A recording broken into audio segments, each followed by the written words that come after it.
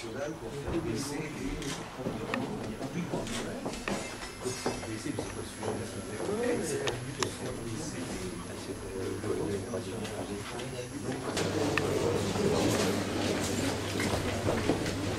Ça va? Bonjour, pardon.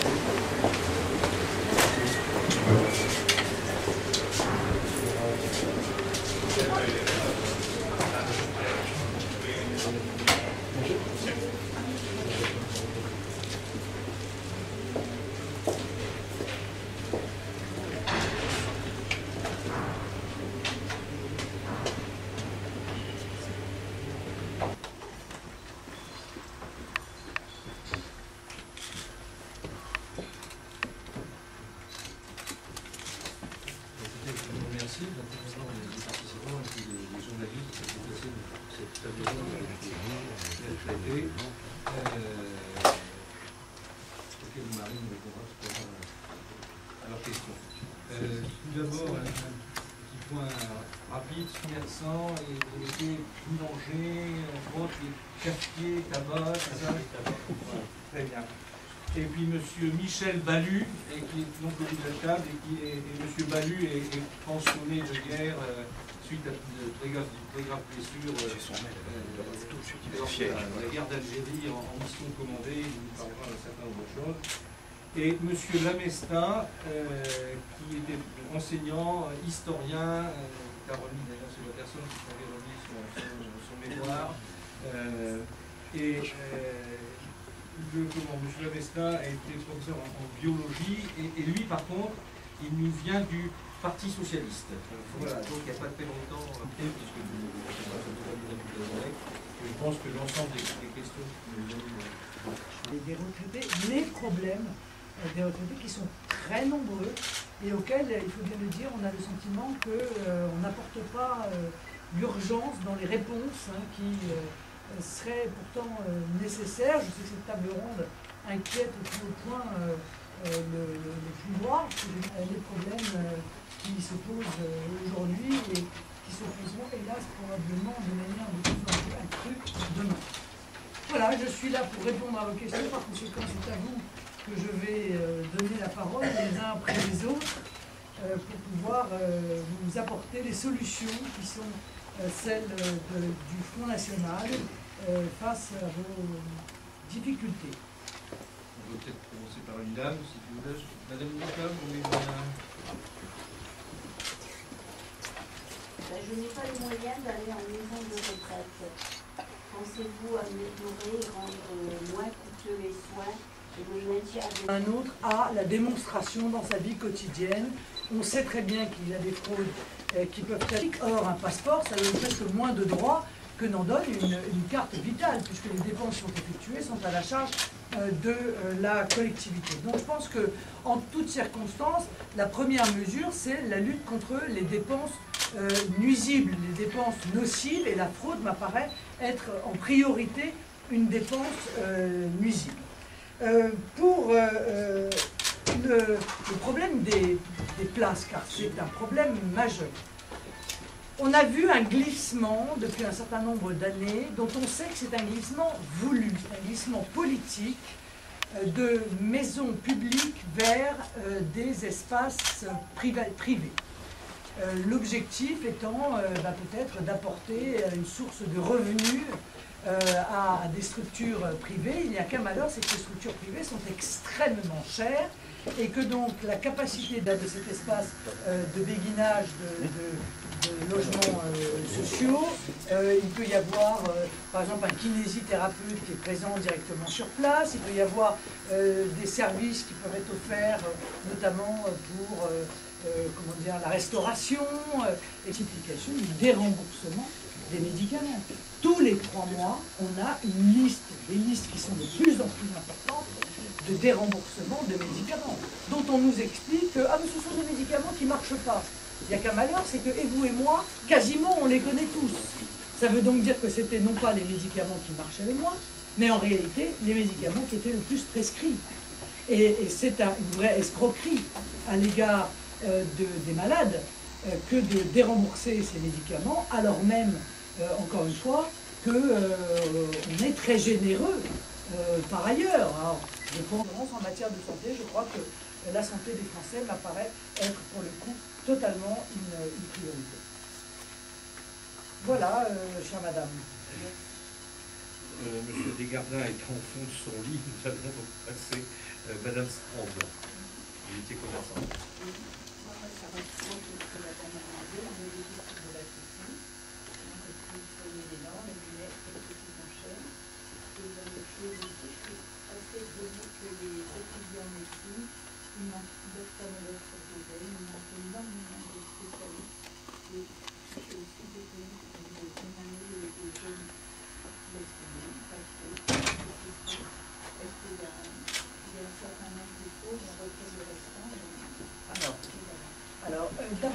D'abord, madame, je suis obligée de vous dire qu'il y a eu, par le passé, une politique absolument folle. Alors, on dit gouverner, c'est prévoir, le moins qu'on puisse dire, c'est que personne n'a prévu, enfin en tout cas, aucun de ceux qui ont été au pouvoir durant 30 ans.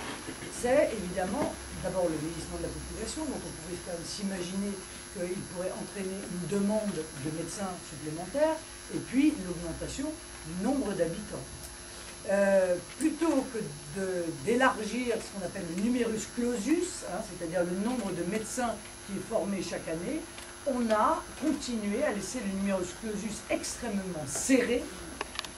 Du FMI, dans sa production trimestrielle, hein, une des sollicitations de l'FMI serait de réfléchir à la ponction de 10% de toute l'épargne de tous les épargnants européens. C'est-à-dire la situation chypriote empire, car la situation chypriote était scandaleuse, mais elle ne touchait que les dépôts de plus de 100 000 euros. Vous avez 10 000 euros d'épargne, on vous en piquera 1000. Et tout cela pour rembourser des dettes, c'est-à-dire en réalité pour abonder à nouveau à la richesse des institutions financières à qui l'on a déjà versé 1500 milliards d'euros depuis 1973 d'intérêt de la dette. Est-ce qu'on continue? C'est-à-dire c'est stop ou encore? Et là, objectivement, chaque Français doit prendre conscience de ce qui est en train de se préparer, parce que le jour où ils auront pris cette épargne, plus personne ne saura entre quelles mains il faudra éventuellement aller les rechercher. Commencer avec la taxe à 3%. Où cela va-t-il finir? C'est une vraie question. Deuxièmement, concernant le pouvoir d'achat, le problème est le problème du niveau des salaires. Le niveau des salaires actuels, les photos dernier cri coûtent peut-être proportionnellement moins cher, ou l'écran plasma dernier cri, mais on ne mange pas des écrans plasma tous les jours. Hein. Et en l'occurrence, les produits de première nécessité ont, eux, très fortement augmenté avec le passage à la monnaie unique. Et puis, il y a un autre sujet dont on ne parle pas assez, et qui est un sujet, moi je crois, central en matière de pouvoir d'achat, qui est aussi le problème des ententes. Chaque jour, dans la presse économique, très discrètement, on apprend que des groupes, des grands groupes, en général des grands groupes, des grandes multinationales, sont condamnés pour avoir effectué entre eux des ententes. Et certaines études indiquent que près de 30% du pouvoir d'achat serait volé par les ententes. C'est surtout, hein, on s'aperçoit que c'est un coût sur la nourriture des animaux, un coût sur l'électroménager, un coût sur la téléphonie, un coût sur... C'est-à-dire qu'ils se mettent d'accord pour que la concurrence ne joue pas, qui sont évidemment supérieurs à ce qu'ils devraient être, parce qu'ils se sont mis d'accord sur ces prix. Il n'y a qu'un malheur, si vous voulez, c'est que quand ils sont attrapés aux pattes, ils sont condamnés à quoi? 100 millions. Mais 100 millions, c'est 0,1% ou 1% du bénéfice qu'ils ont tiré de ces ententes. Et à quel âge? Et à quel âge? On commence à 23-24 ans aujourd'hui, et encore, en général, on a 23-24 ans, on a terminé ses études, on a déjà 2-3 années de chômage. Hein.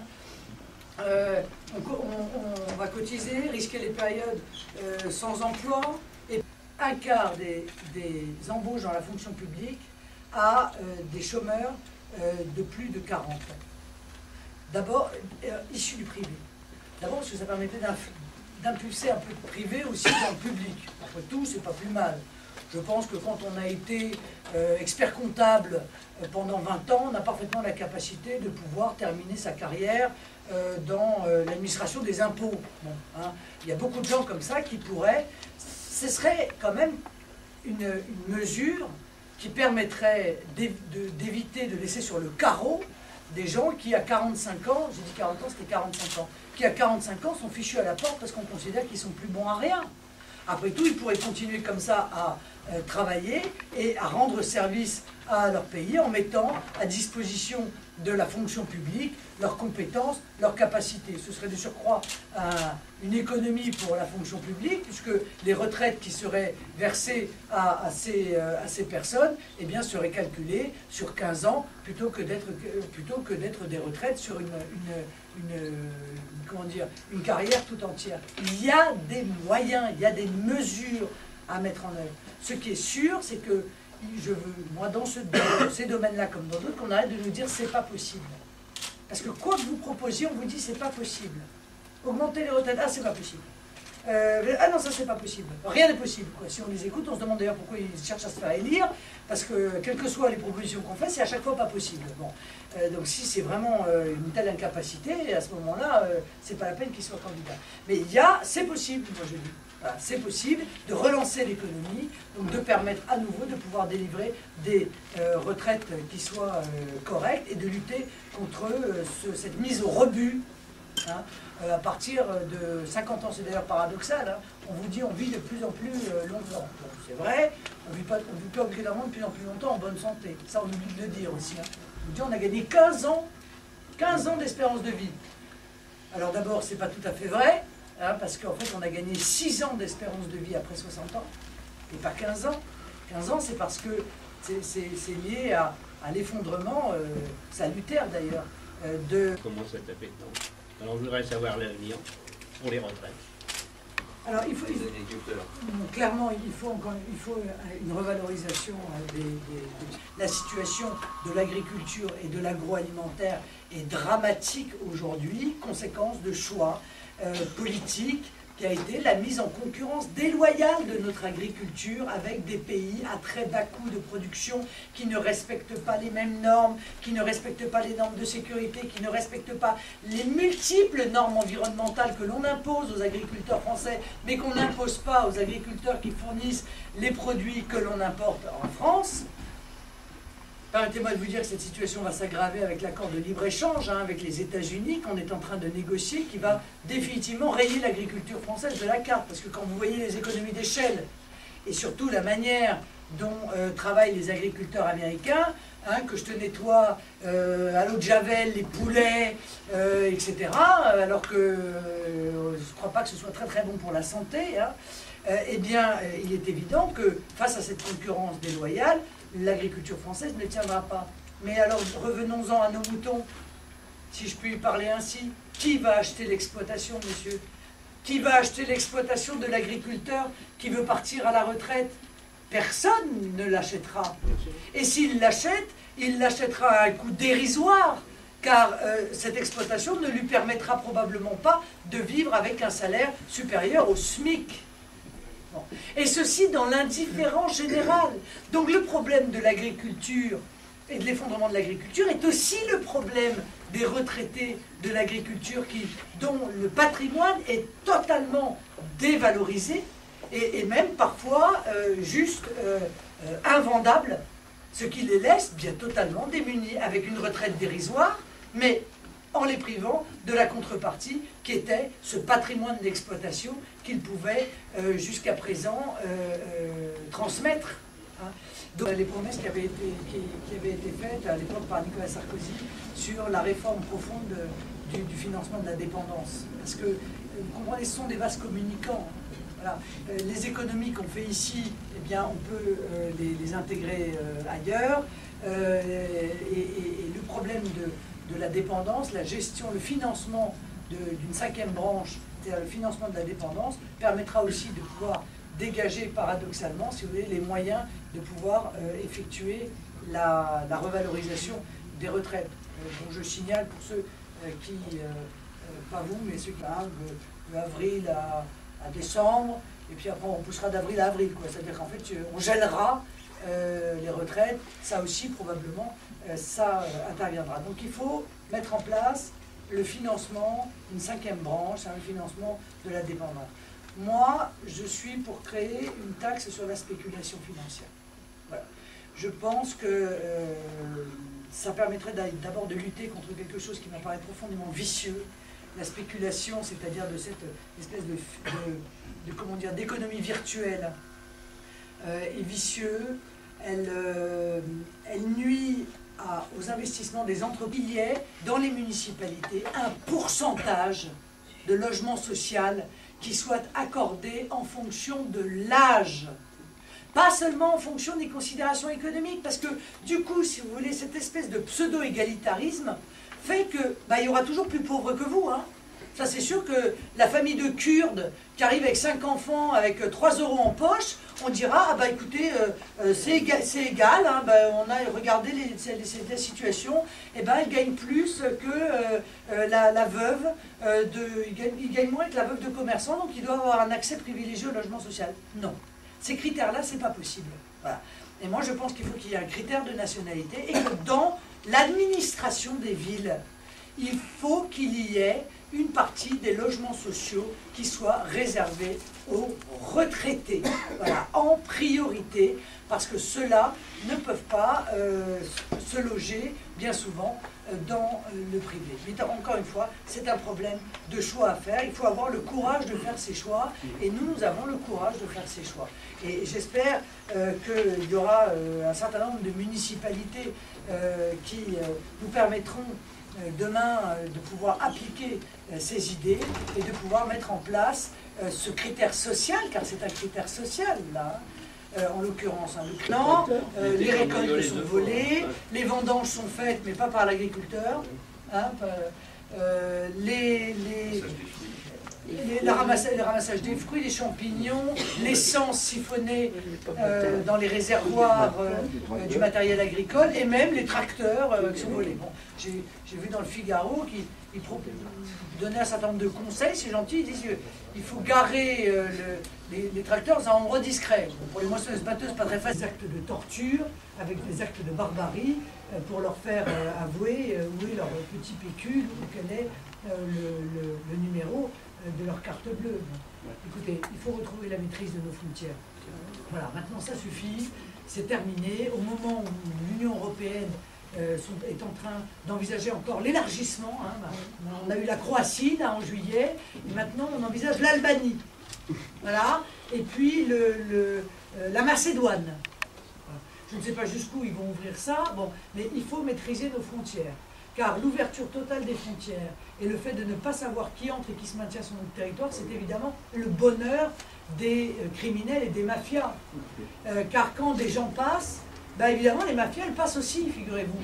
Hein, et elles passent libres de se raréfier, parce que tout ce qui n'est pas construit chaque année qui passe, manquera bien à un moment donné. Hein. Voilà. Bon. En plus, oui, pour revenir un tout petit peu, je pense que les analyses qui ont été faites sont de surcroît sujettes à caution sur l'allongement du durée de la vie. C'est pas ininterrompu non plus. Hein. Donc, on sait très bien que là déjà, ça s'est arrêté, en fait. C'est-à-dire que l'allongement de la durée de la vie, c'est assez. Si vous voulez. Il n'y a plus comme ça un allongement exponentiel. On disait on gagnait un trimestre de vie par année. Bon, là, ça s'est stabilisé. Et probablement, et c'est dramatique d'ailleurs, la politique d'austérité qui est mise en œuvre, elle va avoir pour conséquence en France ce qui serait un recul absolument historique. Elle va avoir probablement comme conséquence, comme c'est le cas en Grèce, eh bien en fait le recul de l'âge de la vie. Pourquoi? Parce que les gens ne se soignent plus correctement. Voilà, c'est aussi simple que ça. Les gens ne se soignant plus correctement, eh bien, les bénéfices, les progrès qui ont été faits par la médecine, eh bien, ne pourront pas donner à plein leurs résultats, puisque comme on le voit en Grèce, les gens ne se soignent plus, et par conséquent, il y a une recrudescence de gens qui meurent de maladies qui sont de plus en plus importantes, parce que, eh bien, ils ne se soignent plus, correctement. correctement. Hein, bon. Et puis il y a l'histoire du papy boom, vous le savez, c'est-à-dire que c'est pas non plus. On vit aujourd'hui une situation qui est quand même.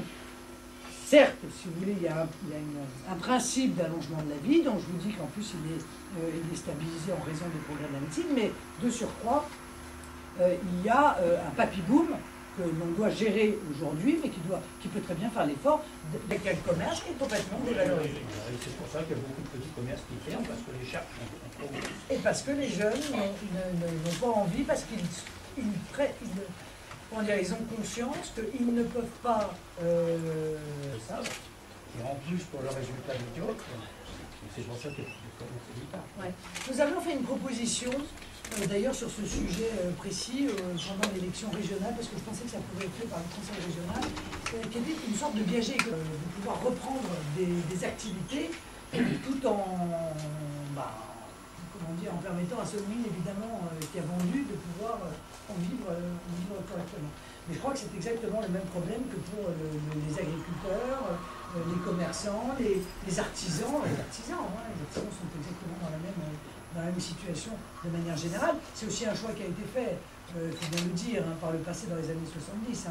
On a dévalorisé complètement toutes ces activités au bénéfice d'études supérieures qui devaient apporter des salaires mirobolants, où tout le monde serait bien plus 12, etc. etc. Bon, et encore, on souffre beaucoup du fait que la France n'est quasiment plus un pays de commerçants, parce qu'au moins quand on avait des Français qui étaient commerçants, ils savaient compter. Voilà. Oui, non, mais c'est pas anodin, c'est que voilà, ils savaient ce que c'est que dépenser plus que ce qu'on gagne, de gérer des stocks, et quelque part ça donnait une acuité au peuple français et une capacité de jugement qu'on a un peu perdu. Voilà, donc. Monsieur Lamesta, non, on ne vous a pas oublié. On vous a pas oublié. C'est pas grave. Ici, après les enfants, voire les petits-enfants, pour payer cette dépendance. Alors, quel est votre point de vue? Mais monsieur, je trouve ça juste scandaleux. Parce que de deux choses l'une, soit on a cotisé et on considère qu'en ayant cotisé, eh bien, on a rempli la part, en quelque sorte, pour envisager la prise en charge des personnes âgées, dépendantes et handicapées. Mais demander de cotiser et en plus, je veux dire, se payer sur la bête et sur le patrimoine à la fin de la vie, c'est profondément scandaleux. Ça ne veut pas dire que je ne suis pas consciente, encore une fois, du problème de financement de la dépendance, on en a parlé tout à l'heure. Il faut trouver une nouvelle source de financement à la dépendance. Mais ça, c'est vraiment une escroquerie. C'est vraiment une escroquerie. Parce que là, c'est la double peine. C'est-à-dire que non seulement vous avez cotisé, donc vous êtes quand même de fait privé, c'est une part de votre salaire, de vos revenus tout au long de votre vie qui a été pris. Mais parce que c'est la règle, je veux dire, le système par répartition, le système de protection sociale. Et en plus, à la fin de votre vie, on vous dit, écoutez, tout ce que vous avez réussi de surcroît à mettre de côté pour vous constituer un patrimoine, on va vous le piquer pour pouvoir vous permettre d'aller jusqu'au bout de votre existence. Voilà, je trouve que c'est franchement profondément scandaleux. Voilà, c'est ça, c'est un peu le vol des générations suivantes, je veux dire. Voilà, c'est pas, objectivement, c'est pas admissible. Donc, voilà, il faut évidemment, en revanche, il faut trouver effectivement des sous. Comme je vous ai dit, moi je crois que la taxe sur la spéculation financière m'apparaît être en même temps la plus juste et la plus apte à dégager, les moyens pour pouvoir faire face à ce, je ne veux pas dire à ce problème d'ailleurs, parce que après tout c'est pas un problème. La taxe des ordures, on lui a supprimé la halle. Ah oui. Mais ça, est-ce que c'est pas lié Elle est handicapée depuis la naissance. Ah oui, c'est les centenaires et les handicapés. Donc maintenant, parce que j'ai vu aussi qu'il y avait une centenaire qui allait payer des impôts pour la première fois de sa vie. Les centenaires et les handicapés. Elle touche même pas 700 € de retraite et elle a 800 € de taxes d'habitation à Mais c'est payer. probablement parce qu'elle est venue par Elle est veuve. par l'intermédiaire des modifications fiscales de Sarkozy, d'ailleurs, de la dernière année de Sarkozy et de François Hollande, elle a dû devenir maintenant contribuable. Et donc, en devenant contribuable, eh bien, elle a perdu le bénéfice de toute une série d'exonérations qui sont liées au statut ou non de contribuable, et qui fait que lorsque vous devenez contribuable, même si vous ne payez que 15 euros ou 20 euros d'impôts, en réalité vous perdez des sommes qui sont considérables parce que vous sortez d'un certain nombre d'exonérations qui ne sont réservées qu'à... Non,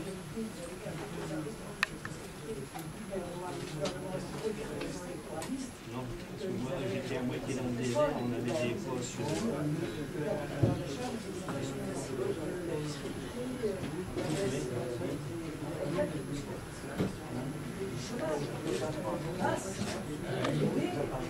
Ce que j'imaginais, je la partage d'ailleurs, cette inquiétude, mais ce que j'ai voulu aussi leur transmettre, c'est du positif, je veux dire, de l'enthousiasme, car on peut changer des choses, on peut obtenir une amélioration. Ceux qui disent c'est pas possible, c'est pas vrai, c'est possible, mais il faut faire des choix qui sont des choix radicaux sur le plan économique, et c'est cela que j'aurais exprimé aujourd'hui. En parlant de dans quelques mois, il y a des élections municipales. Est-ce que pour vous, les retraités représentent une base importante, un électorat potentiel? Bah, ce sont surtout des habitants avec qui il faut apporter des réponses. Il y a des réponses. Je veux dire, la priorité d'accès au logement social pour les personnes âgées, ça me paraît être quand même la moindre des choses. Ça devrait être un critère qui rentre en ligne de compte, car les personnes qui vivent avec une très petite retraite, évidemment, doivent pouvoir bénéficier de ce système de protection sociale qui est l'accès au logement social, avec des loyers qui sont des loyers très bas et qui pourraient leur permettre de continuer à vivre à peu près correctement. Et c'est un choix. Moi, c'est une priorité que je veux leur accorder aux retraités français, de pouvoir bénéficier après tout de logements sociaux qu'ils ont contribué à financer tout au long de leur vie et de leur activité professionnelle. Bonjour, juste une petite question sur la raison de votre venue.